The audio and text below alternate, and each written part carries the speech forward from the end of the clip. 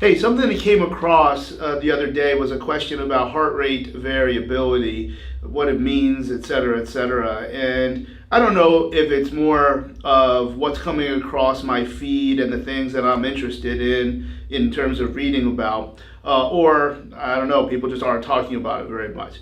I definitely agree that using any kind of technology has limitations and drawbacks, et cetera, et cetera. So maybe it's somewhat of a pendulum where it was very, very exciting a few years ago and maybe less.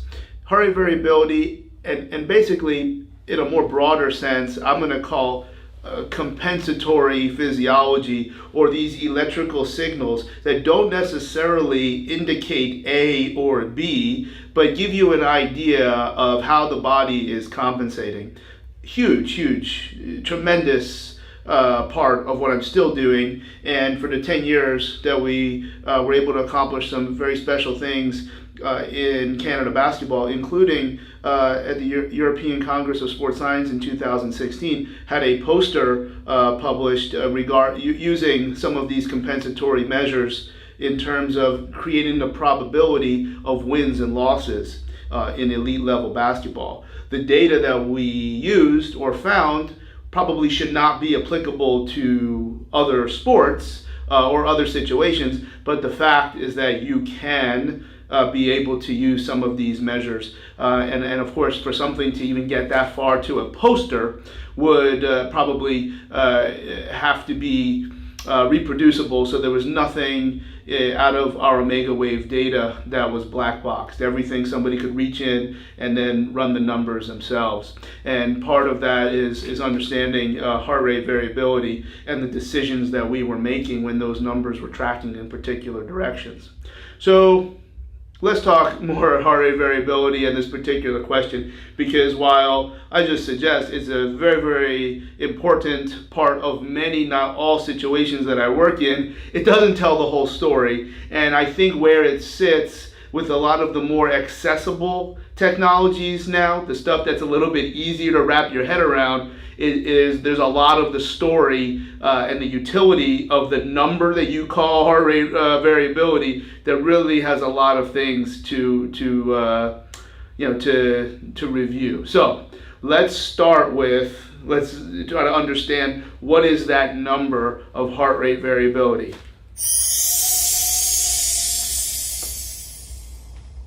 All right, now up behind me you have two beats of the heart. All right, maybe there's an 80s song somewhere in there.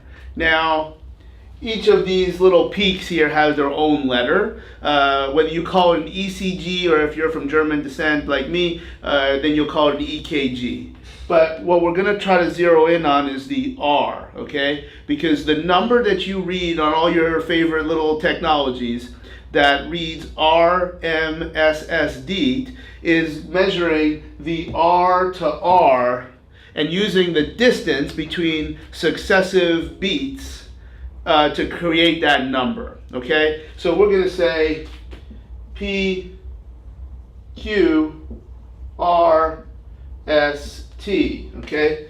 P, Q, R, S, and T, all right? So now the measure that we're most interested in is the time between R and R when we're measuring RMSSD, the root mean square of successive differences, okay? So you're going to take as many heartbeats that you see fit. Most technologies, including EKGs at the medical level, will eliminate artifacts, and that's important to judge when you want to know if your favorite technology is something that's going to be valid, even if they do let you open up their white paper.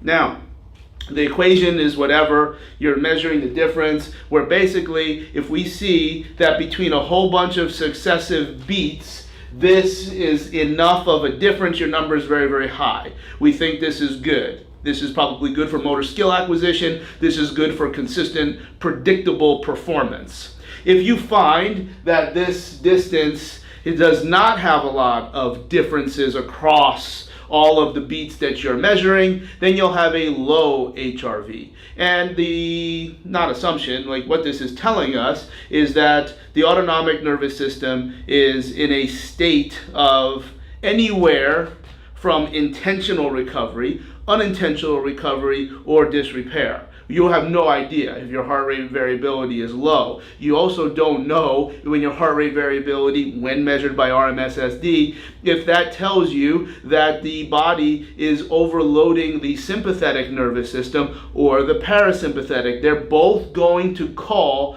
for completely different interventions. When your heart rate variability is low and your favorite little technology says take a rest, there's going to be some people who should be wrapping up their wrists and punching the heavy bag for 2 hours.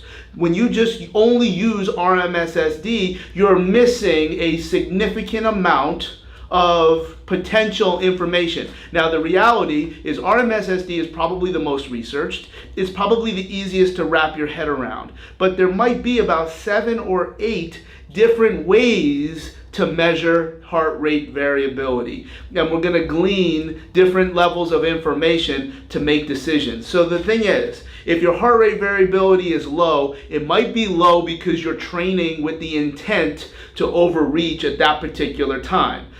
So now the technology says, oh, be careful, take a rest. You might be going too hard, your heart rate variability is low. Maybe it's low because you intentionally overloaded the cardiac system and you're actually getting a very desirable response because you planned to take some time off or change your training that would be complementary to what you did previously, aka periodization.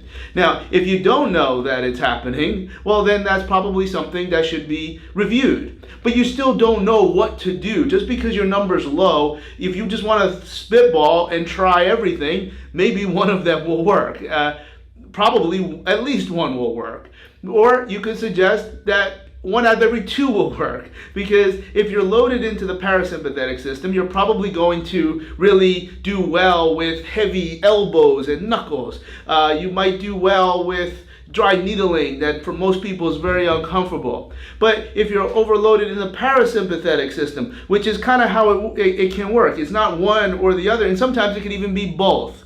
Where if you're overloaded in both, you're looking at some significant time to get out of the hole if you believe in this measure and try to match it to an autonomic nervous system that leads to predictable performance and ideal motor skill acquisition.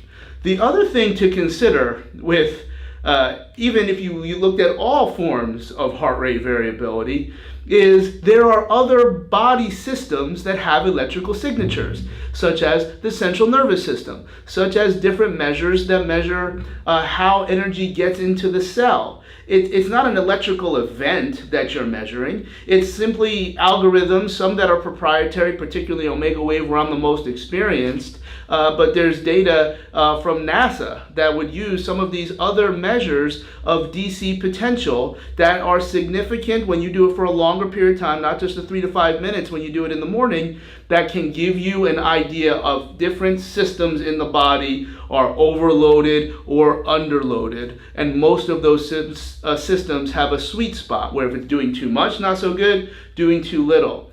This is not to be assumed that if the adrenal hypophyseal axis has an electrical signature that's very, very high, it doesn't mean there's something wrong with that system from a health standpoint. It just means it's overworking. And there could be some other system in the body that is motivating that compensation. Talked a lot of noise right there. RMSSD doesn't tell you any of that. So if your RMSSD is going in a very, very ideal direction, but you don't measure any other of those electrical signatures, and they're all in the dumper, it might be a 4-to-1 victory to be in a less demanding training environment.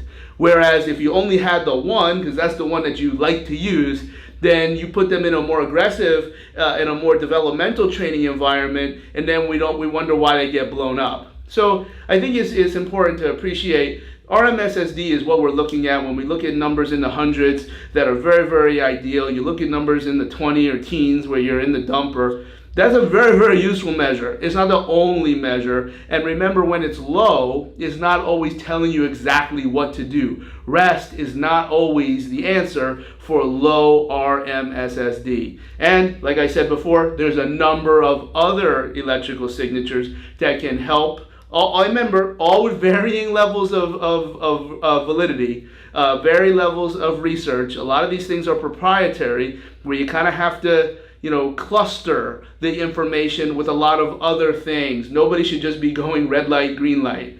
What we're going to do is take the information and then put it through systems that maybe don't leave a significant chance for high levels of consequences. Then you start to see what's really out there and what this data is telling you. So keep that in mind when you're using HRV. And I don't know, maybe if you use HRV enough and you do so in the Crichton section of Mobile, Alabama, you might actually find that leprechaun.